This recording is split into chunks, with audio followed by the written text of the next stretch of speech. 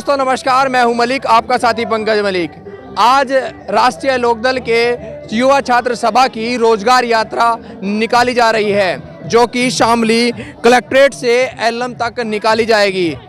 क्या है युवाओं की राय, उनके विचार, उनसे ही जानेंगे। हमारे साथ शामली के युवा छात्र सभा के जिलाध्यक्ष आर्यन राणा है, उनसे भी बात करते हैं। आर्यन जी, किस प्रकार देखते हैं युवाओं को, किस प्रकार आप साथ लाए? जी, युवाओं को जैसे चौधरी साहब ने अपने मैनिफेस्टो में 1 करोड़ युवाओं को रोजगार देने का वादा किया है, और जो गरीब अति पिछड़े बच्चे हैं, जो होशियार बच्चे हैं लेकिन वो अपनी पढ़ाई का खर्चा नहीं उठा सकते, जो लगनशील बच्चे हैं जिनके नंबर आते हैं अच्छे से, तो देश और विदेश की 100 यूनिवर्सिटियों में उनकी फ्री पढ़ाई हमारी सरकार करेगी जब सरकार में आ जाएंगे।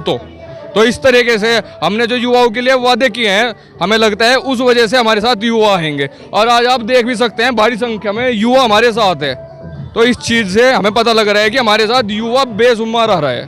2017 में बीजेपी सत्ता पे काबिज युवाओं के दम पे हुई थी, काफ़ी युवाओं ने साथ दिया था, तो परिवर्तन होगा? परिवर्तन होगा। इस सरकार ने युवाओं को छला है। अब देख लो, आप शिक्षा भर्ती हुई थी, वे लखनऊ पे उन पर लट बजा दिया। कहीं भी अगर आप किसी कुछ भी युवा के लिए कुछ नहीं कर रखा है। अब कोरोना टाइम में सबकी जिसकी नौकरी थी वो भी छीन ली, सब बेरोजगार फिर रहे हैं सब एक। और ये सबसे अच्छी बात तो इस सरकार की है, देखो मतलब कैसी सरकार है। कोरोना काल में स्कूल कॉलेज बनते, शराब के ठेके खोले हुए थे।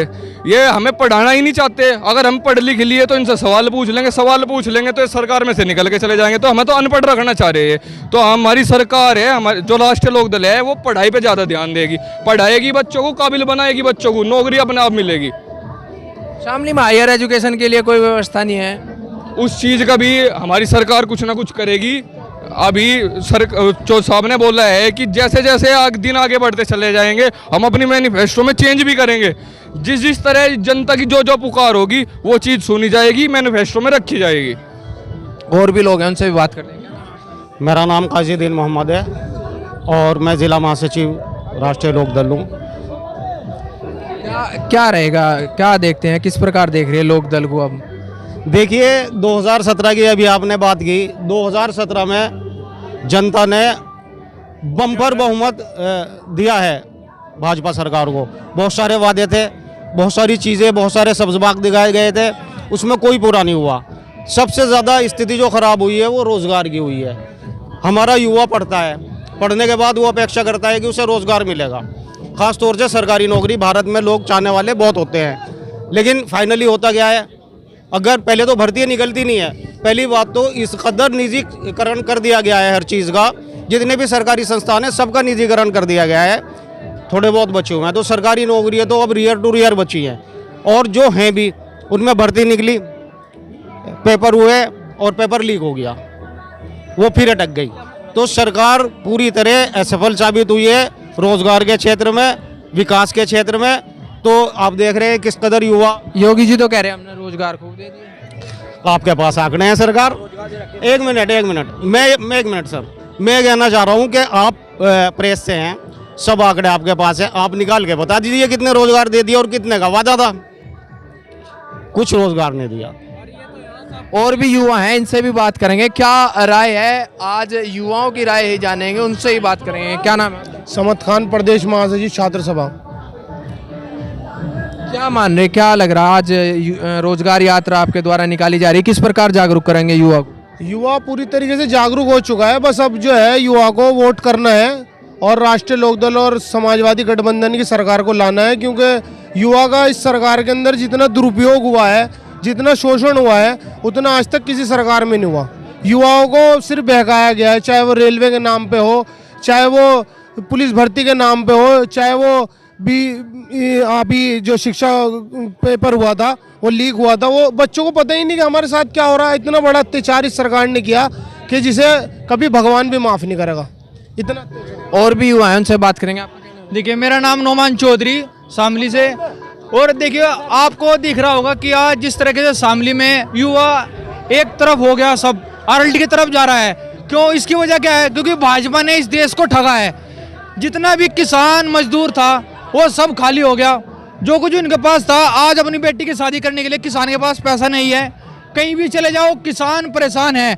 जिस तरीके से किसानों की इज्जत की जा रही है सबको पता है। लखीमपुरी में एक मंत्री के बेटे ने किसानों को कुचल दिया। इससे क्या पता लगता है कि किसानों को इज्जत नहीं है। भाजपा में सिर्फ व्यापारियों को ही देखा जा रहा है, व्यापारियों की इज्जत है, क्योंकि किसान तो एक ऐसा दिखा है इन लोगों ने कि ये किसान की कोई वैल्यू नहीं है। क्योंकि सबको पता है, ये भी इनको मन में रखना चाहिए कि ये भारत है, कृषि प्रधान देश है, कृषि से ये देश चल रहा है। लेकिन इन लोगों ने समझा कि ये 5 साल की सत्ता है, ये तो पूरी उम्र थारे पे ही रहेगी।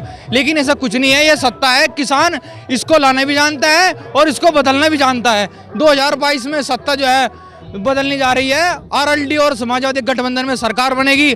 किसानों पे जो अत्याचार हुआ इसको कोई नहीं भूल सकता, ना ही किसान का बालक भूल सकता, ना ही किसान भूल सकते। करनाल में जिस तरीके से किसानों को एक डीएम ने आश्वासन दिया कि किसानों के सर फोड़ दो, जहां भी किसान दिखे उनको सर फूटना चाहिए। जिस तरीके से सिंघू बॉर्डर पर किसानों को एक तरीके से टॉर्चर किया गया, यहां से उठ जाओ वरना ऐसे हो जाएगा। एक मंत्री के बेटे ने कर भी दिखाया कि हम गाड़ी चला देंगे, ऊपर गाड़ी चढ़ा दी। किसानों की कोई वैल्यू नहीं है, लेकिन ये किसान अब एकत्रित हो गया है। लेकिन अब ये क्या करेंगे भाजपा वाले? मैं इस चैनल के माध्यम से सभी लोगों को कहूंगा कि थोड़ा समझो, ये हिंदू धर्म जात में मुसलमान में बांटना चाहेंगे। अगर बट गए तो कोई वैल्यू नहीं रहेगी, अगर एकत्रित हो गए तो सब काम होगा, न्याय की जीत होगी। अगर बट गए कि वो ये फला जाति का, ये फला धर्म का, तो मेरे भाइयों इनका नौकर बनना पड़ेगा। भाजपा वालों की गाड़ी चलानी पड़ेगी, इनके सब गुलामी करनी पड़ेगी। ये भाजपा सरकार नहीं, ये भाजपा जनता पार्टी नहीं, ये ब्रिटिश जनता पार्टी है। आप लोगों को समझना होगा, जितने भी लोग पढ़े लिखे हैं उनको समझना होगा, भारतीय जनता नहीं ब्रिटिश जनता पार्टी है। जिस तरीके से कांग्रेस के शासनकाल में ब्रिटिश ने भारत लोगों को गुलाम बनाया, इस तरीके से ही भाजपा में भी भारत के लोग गुलाम बनने जाएंगे। अगर ऐसा हुआ तो ये याद रखना कि हमें जब हमारे ऊपर सर पे आ जाएगा गुलामों का, गुलामी करनी पड़ेगी। लेकिन पहले ही कहता हूं कि दोस्तों थोड़ा समझो, जो मैं कहना चाह रहा हूं आप समझ चुके होंगे कि बटना मत, एकत्रित हो गए राष्ट्रीय लोकदल और समाजवादी को वोट करना है। माननीय हमारे राकेश टिकैत जी जिस तरीके से संघर्ष कर रहे हैं किसानों का, उनसे कोई लेना देना नहीं है, ना उन्हें कोई लोभ लालच है किसी किसान से। वो सिर्फ एक न्याय की लड़ाई लड़ रहे हैं। अगर आज हम राकेश टिकैत जी के साथ नहीं रहेंगे, न्याय के साथ नहीं रहेंगे, तो भाजपा का गुलाम बनना पड़ेगा। और भी हुआ इनसे बात करें, आपका क्या नाम है? जी मेरा नाम विशाल मलिक है। देखो बदलाव तो जरूरी है, प्रकृति का नियम है, बदलाव जरूरी है।